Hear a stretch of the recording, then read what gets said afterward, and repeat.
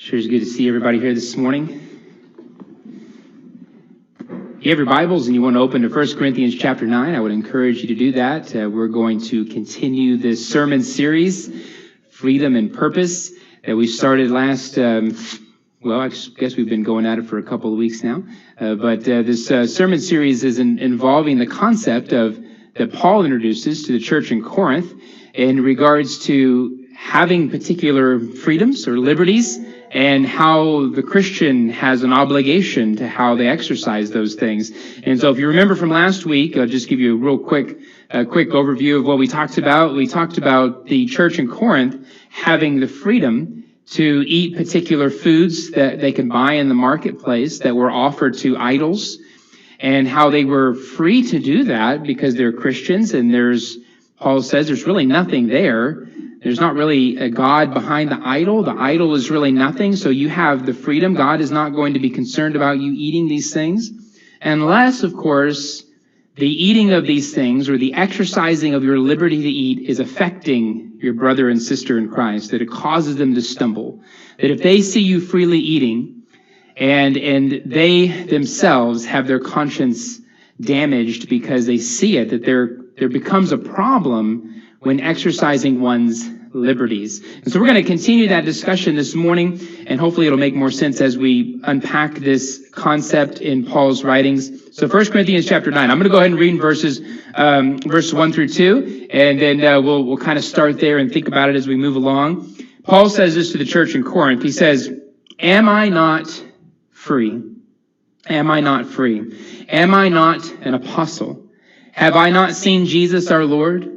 Are you not my work in the Lord? If to others I am not an apostle, at least I am to you, for you are the seal of my apostleship in the Lord."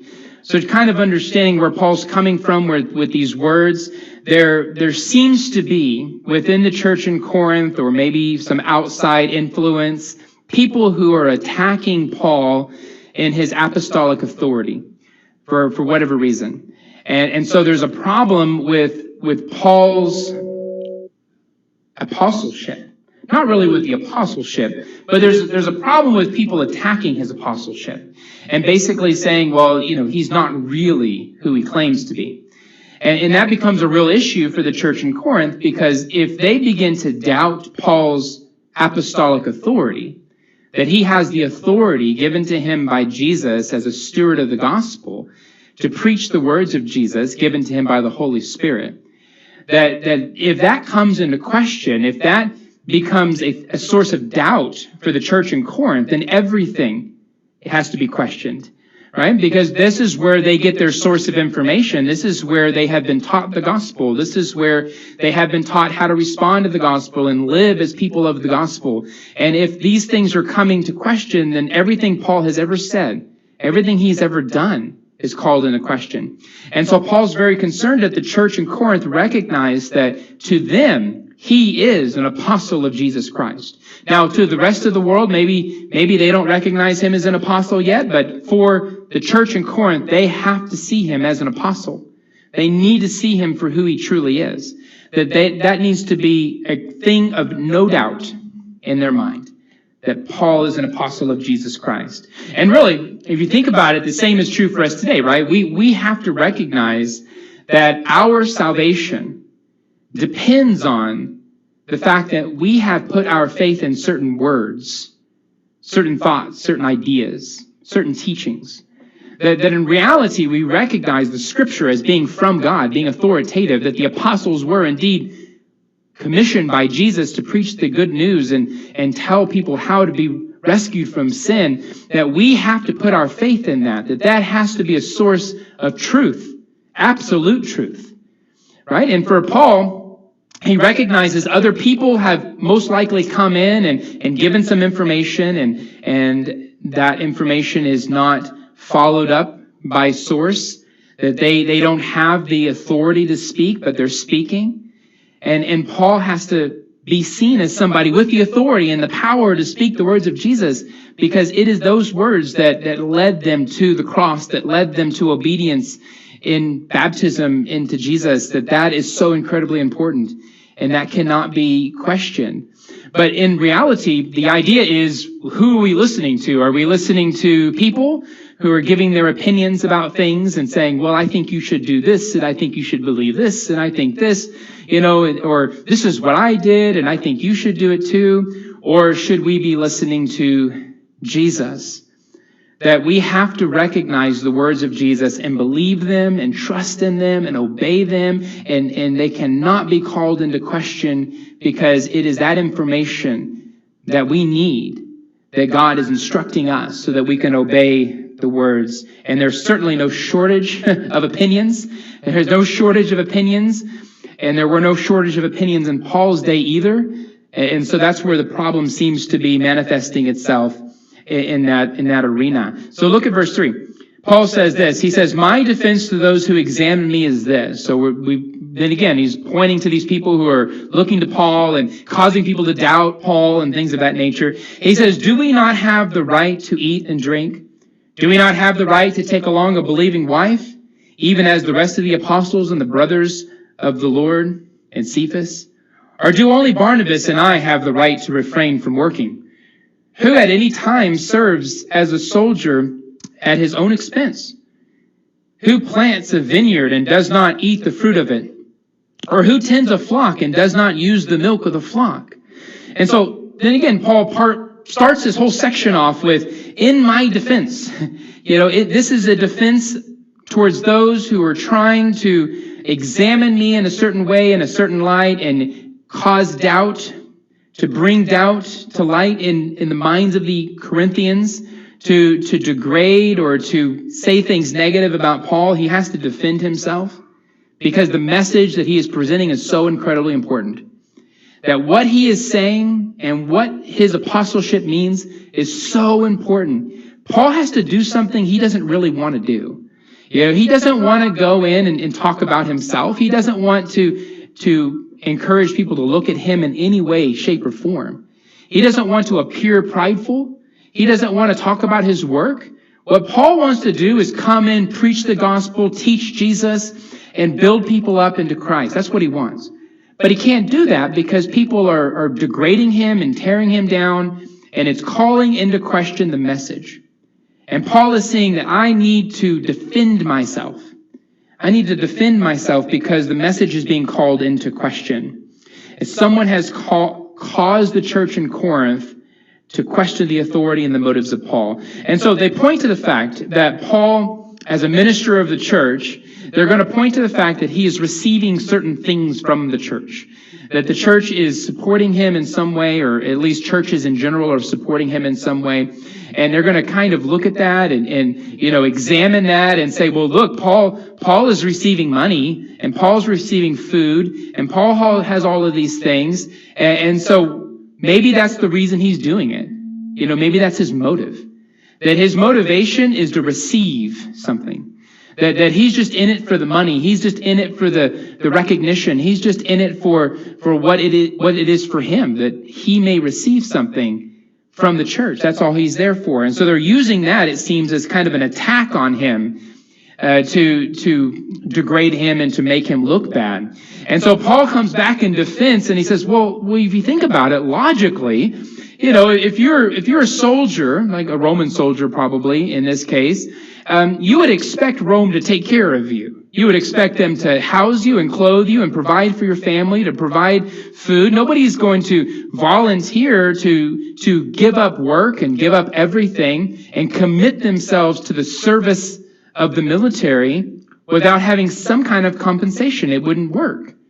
You couldn't imagine a soldier in America doing that. You couldn't imagine somebody today having a side job, and then being in the military on the side and saying, well, I'm full-time military, but I've got to work here because I got to pay for my house. I got to pay for my, and then when you're shipped overseas to fight in a war, you're without because the military is not taking care of you. And Paul just points to that logic and says it's just logical to assume that when you sign up, that the government in which you are serving will pay for your care.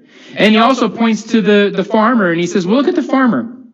Do you really think he's out there all the time plowing and watering and planting just to give all of his produce away? right? I mean, it doesn't make any sense. That he has a purpose for that. Yes, he's going to sell it, and yes, it's going to benefit other people, but he's going to take the funds for that or a portion of that for himself to take care of himself and his home and his people. And so Paul is just pointing to logic, and he's saying it is logical that if somebody serves in that capacity, that they're going to receive something in return. And so Paul says it stands to reason that if he, as a servant of Jesus, is serving the church, that he should receive something in return and not have his motives questioned. And that's really the idea. Now, it is important to point out that there's a possibility, and a strong possibility, historically speaking, that a lot of people were traveling around and either traveling philosophers or religious people, and they would go into a certain area and wear a certain type of garment and speak certain words and impress certain people, and then open their hand and say, okay, now that I've done my job, it's time for you to give me what I have coming to me, and so people would give them money, and it became kind of a negative thing to think about. That these traveling philosophers or these traveling religious speakers were just looking for money. And they didn't care about the people. They would eventually move on whenever they weren't receiving the funds. And so they're somehow relating that to what Paul is doing. And Paul wants to point out there's no relationship here. There's no connection other than the money thing. There's no connection. That my motives are not just to leave you hanging. My motives are not just to come in and speak a few words, receive some money, and move on. That I'm committed to you. I'm committed to this work. That I'm committed. That what I receive is simply something that I would expect, that anybody would expect. That's the kind of idea in Paul's defense. So look at verse 8. He says this. He says, I'm not speaking these things according to human judgment, am I? So it's not just a matter of, obvious, everyday, mundane, common sense kind of things. Or does not the law also say these things? For it is written in the law of Moses, you shall not muzzle the ox while he is threshing. And then he makes this comment. He says, God is not concerned about oxen, is he? Now, if you read through the Old Testament, you read through Deuteronomy 25, which is where Paul's referencing, it's very obvious that it's very agriculture, that there's a principle that God is teaching his people that, whenever the ox is threshing, he's tied down, he's moving the mill, and he's threshing in the threshing floor, that it's logical, it's right, it's humane, if you will. Not really humane, but the principle. The idea is that you don't muzzle it. You don't make it to where he cannot eat from the grain that he's threshing. Because that's just not right. Right? It's not right for the animal. And so there's a principle that God is teaching his people. Now, it's very obvious that God's talking about animals when he makes that initial principle known. But Paul is using the illustration, and he's saying, is it all about animals?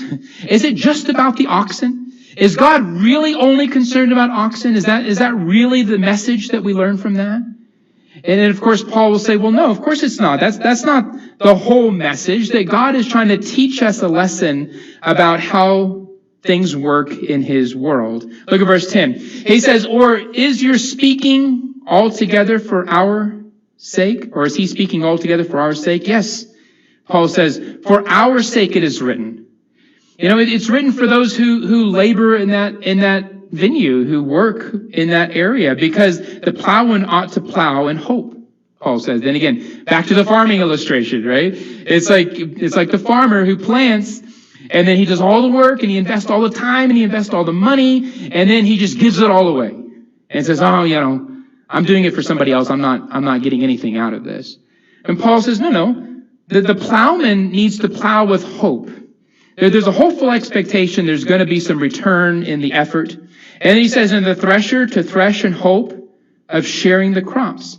If we sowed, Paul says, spiritual things in you, is it too much if we reap material things from you? And then this agricultural theme is something Jesus plays on a lot in his illustrations and the Sermon on the Mount and various different teachings that Jesus gives in his parables. And Paul is also using it as well. He's already talked about the church as a field. He's already talked about himself as being a sower. And so the illustration is one that's a long-standing and one that we understand if we're students of these things. And then he says in verse 12, he says, if others share the right over you, do we not more? Okay, so that this may have reference to the idea that they pay people to do things. Now, they pay people to do stuff. And it's just common sense. You receive something from somebody, whatever it is, you seek their service, and you would expect to pay them. That is just part of the way the world has always worked. That if you do something for somebody else and you have a business, or maybe, you're of a specialty or a craft or whatever, then you do something for somebody else, then there's an expectation that they may reimburse your efforts and for the products. And Paul is just making that point clear. Don't you pay people? Right? Don't you pay people to come do things for you? Then why would you argue or not want to pay those who minister to the gospel over you? And specifically these apostles, these people that are being called into question, and more directly these Paul himself. And Paul's point is that he wants to drive home, that we really need to get from this illustration, is that his fellow workers in the Lord, right? His fellow workers, himself, those who labor over the gospel, who do mission work, who do things like that they have a God-given right to receive without having motives questioned. Now, does that mean that people abuse that? Well, obviously we have seen people in our lifetime abuse that, and we recognize that anything can be abused, that there are certain things that people have a right to. In Paul's case, he's saying that if a person preaches the gospel, he has a right to something, but nonetheless, that can be abused. But to question the motives of the speaker is to damage the message. To question the motives of the speaker is to damage the message. And so what Paul is doing is damage control. Not for himself per se. He needs them to see himself as a faithful servant of Jesus, not for Paul's sake, but for the gospel's sake. He needs them to see that what he is doing is with good motives, that good intentions, and that he's just receiving so he can take care of himself and buy food and buy clothing and just take care of basic needs. That he wants them to see that is just a necessity of life. But he needs to see that the gospel is the primary reason. That it's not about becoming wealthy or becoming popular or whatever the case may be, but the gospel needs to be preached and taught, administered to. And that's what he wants them to see. Because as soon as that question comes up, and as soon as all of the apostles who are spread out, and all of the ministers, and all of the prophets, and all of the missionaries, as soon as the churches start to say, well, we're not paying them anymore because who knows what they're doing with the money, or who knows why they're receiving the money, or maybe they're just in it for the money. As soon as that becomes a seed that is planted in their heart, then all of a sudden, those people who are ministering to the gospel are going to have to find other ways to make money.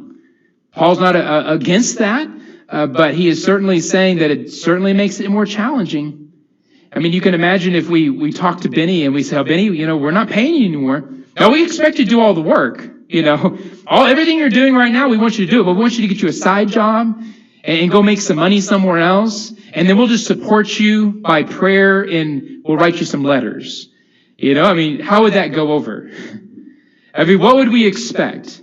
Would we expect all the great work that Benny and Sunila are doing over there? Would we expect them to continue that great work and continue the work? Or would we expect the work to suffer? Because it would be really hard on them. And Paul is just simply pointing out that they have a right to this. Now, let's keep reading because there's more to the story. He says, nevertheless, in the next verse, in verse 6, so we're at verse 6, I think so. He said, verse 12. I'm sorry. Nevertheless, we did not use this right, Paul says. So he makes this argument. He's saying, I want you to know this first off, okay? Before we do anything rash, I want you to know this. We have a God-given right to receive compensation for preaching the gospel. We have that right. We're apostles. We're doing the work. We're striving to do the work. We have needs. God has made arrangements for his people to be taken care of. We have a God-given right. That's the first thing Paul wants to put out there. But then he also says this, nevertheless, we did not use this right. Okay?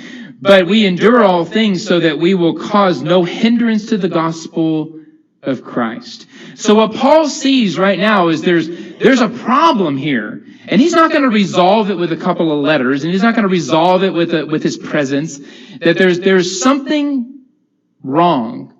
And the church just cannot seem to get over this, that there are people who are influencing them. There's a seed that's been planted in their hearts, that there's something wrong. And by Paul receiving anything from Corinth, it is suddenly calling the question of the gospel. And Paul is saying, no, this issue with the money is not something that's going to be resolved right away. Hopefully it gets resolved. Hopefully this letter really helps resolve this issue. But what Paul sees is that as soon as he takes funds from Corinth, they immediately throw accusations. And it's not about Paul. Once again, Paul is very clear. He says that we will cause no hindrance to the gospel of Christ. That's Paul's concern. Paul sees this as being an issue to the actual source of their message, the gospel of Jesus. And then he says in verse 13, he says, do you not know that those who perform sacred services eat the food of the temple, and those who attend regularly the altar have their share from the altar? And this could even apply to the pagan altars, because it is believed that the pagans who had all of their many altars and temples also received compensation from the people. But it was most certainly true for the Jewish people, because the high priest and the priest, the Levites would receive a portion from the people. It was their portion. And so Paul is just pointing to that. It's always been part of God's plan to take care of those who minister to the gospel. In verse 14, he says, so also the Lord directed those who proclaim the gospel to get their living from the gospel. Then again, he says, verse 15, But Paul says this, I have used none of these things. He said, I haven't done that. And I haven't done it on purpose, right? It's not because he didn't have a right, but it's because he's purposely denying himself the right. Because he realizes that there's a problem fundamentally with their understanding of these things, and there's an issue that's being calling the gospel into question. And Paul cannot have his message hindered. Paul cannot have the message of Christ. That's the most important thing to him. He's willing to sacrifice everything. He's willing to do whatever it takes. He'd even do things that he believes is detestable, that he hates, which is bragging about himself, if you want to use that kind of terminology, boasting about himself so that the gospel would not be hindered. He's willing to do whatever it takes to make sure the message doesn't get damaged in the process of everyday mundane life.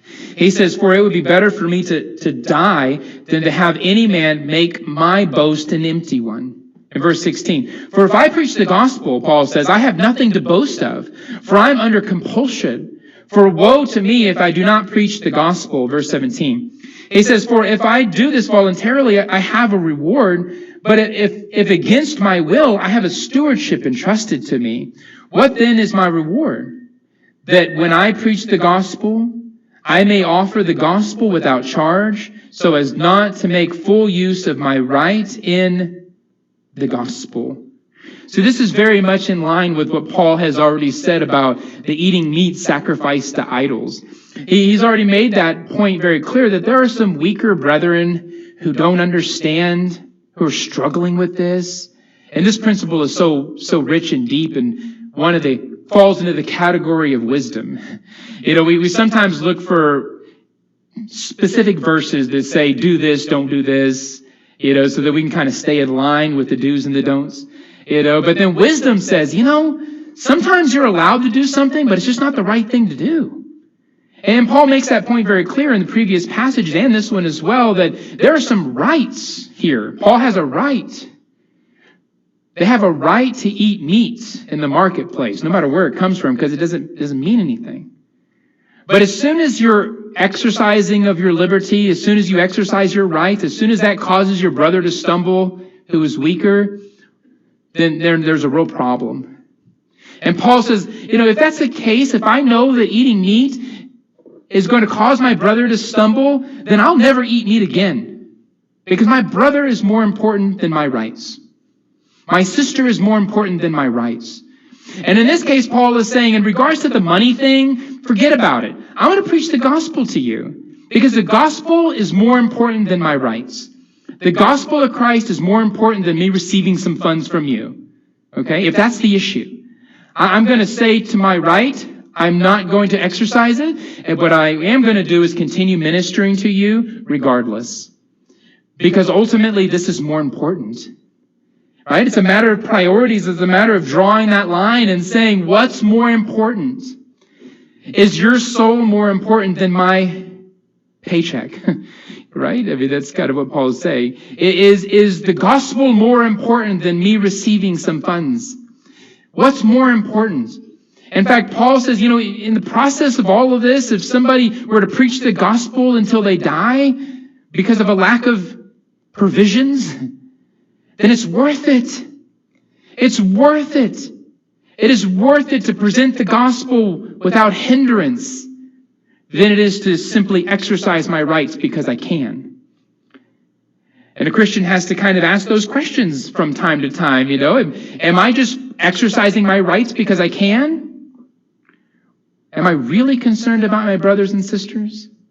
Am I really concerned about their health and their well-being?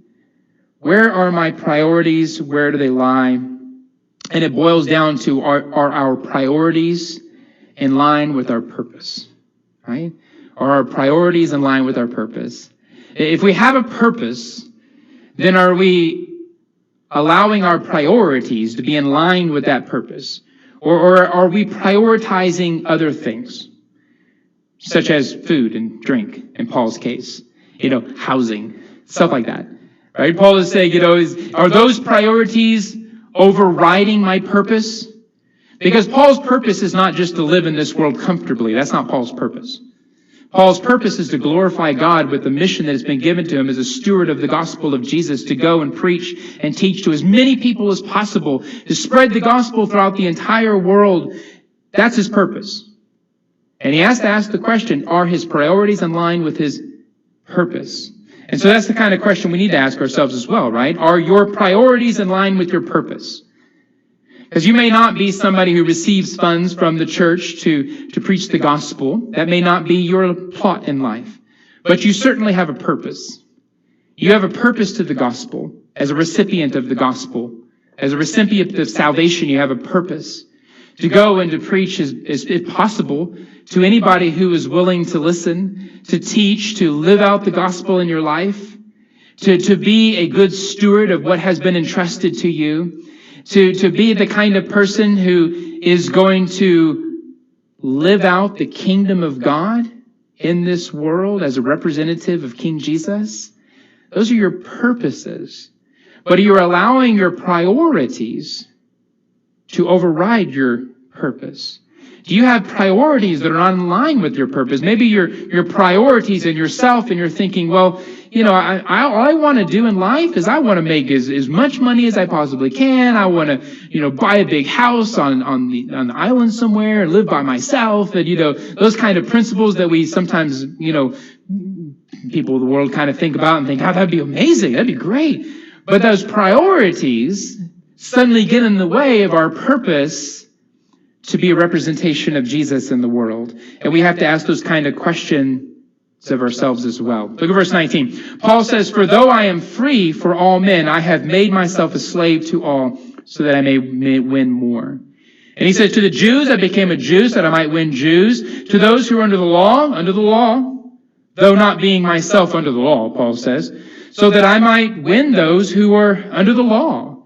And then he continues on, "To those who are without the law, as without the law, though not being without the law of God, but under the law of Christ, so that I might win those who are without the law. To the weak I became weak, that I might win the weak. I have become all things to all men, so that I may by all means save some.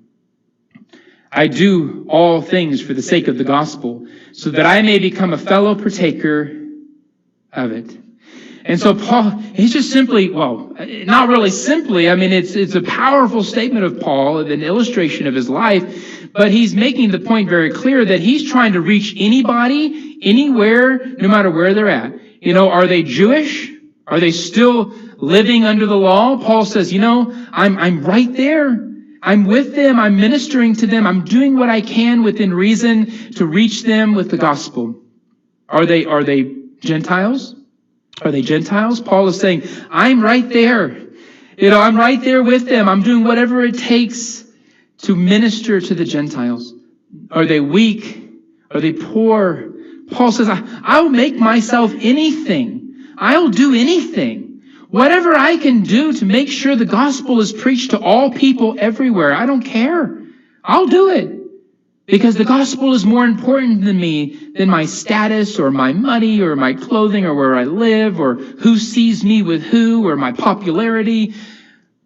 Unfortunately, those things come into play because people use those things as a measure of a person's position in the world, and they question their motives, and Paul has to deal with it. We have to deal with it. But the big issue Paul is addressing is the fact that he is willing, even though he's free. Paul says, you know, am I not free? Am I not a free man? He says, you know, I'll make myself a slave to anyone just so the gospel will be preached, just so I can save some. That's what he says. Just so he can save some, that his desire is to save just a few if possible. As many people as possible with the gospel of Jesus. That is his goal. And so Paul reaches people with the gospel wherever they are. It doesn't matter. It doesn't matter where they are in life. If you are so, what's the word? If you are just so full of yourself, I'll use that. that it's all about you, and all you care about is you and what's comfortable for you and what makes sense for you, and that's your real plot in life. It's all about you. And everything that you do is to bring comfort to your life, is to bring prosperity, to bring whatever, is to build yourself up, and that's your focus, that's your focus, that's your focus. Right? Then you're not truly, and you're a Christian, you're not truly fulfilling your purpose. Because you've suddenly set priorities of this world, comfort and things like that, above the gospel of Jesus. And Paul obviously could obtain those things if he so desired, but he's giving them up. He can exercise freedom as a free man, but he's giving that freedom up. He can exercise the right to receive whatever and make as much money as he desires, I suppose, but he's giving all of it up. Because he recognizes by exercising his freedoms, by exercising his rights, exercising his liberties, the gospel is hindered. And that Paul will not have. He will sacrifice everything for the sake of the gospel because his deep desire is to save a few. He's not going to be able to save everyone. He's not going to be able to persuade everyone. Not everybody's going to be faithful. There'll be some who come and some who go, some who listen and stay for a while, and then some who are going to leave. And Paul is going to hurt because of those people, but he's not going to force them. He's not going to be able to save everyone. But if he could just save a few, if the gospel message could just save a few people that you are involved with, that you have an influence on, it's all worth it. It's worth the sacrifice because the sacrifice means the salvation of somebody. And that's more important than anything that we can ever obtain in this life. And that's where Paul wants the Corinthians to see that if they want to examine him, and this should be us too, mind you, should be our heart as well. If they want to examine his motives, they want to examine his desire, if they want to examine his intentions, Paul says this is my intention, to save a few, if possible. And I'm willing to sacrifice everything to achieve that. And so that's our question from this lesson. Are we willing to sacrifice everything? Everything for that purpose, just to save a few? Are we willing to give up our rights for the sake of somebody else? Are we willing to not exercise certain things or liberties that we could most certainly do? It's not a problem. We can do it, but we're not going to do it because we recognize it hinders the gospel. And then again, we may not all be gospel preachers. We may not all be missionaries. We may not all get paid, for doing this kind of work, but that doesn't change the message. The message is still the same. Are we willing to sacrifice our rights for the sake of the gospel? Where is your heart in relation to the gospel? If there's anybody here this morning, maybe you need to put on Jesus for the first time in baptism and submit yourself, your whole life to Jesus. This opportunity has been made available for you to do that. Or maybe you've been struggling with things. Maybe you've been a Christian for a while and you've had some mixed priorities and you need the prayers of this congregation. Whatever your needs are, if you would come forward as we stand and as we sing.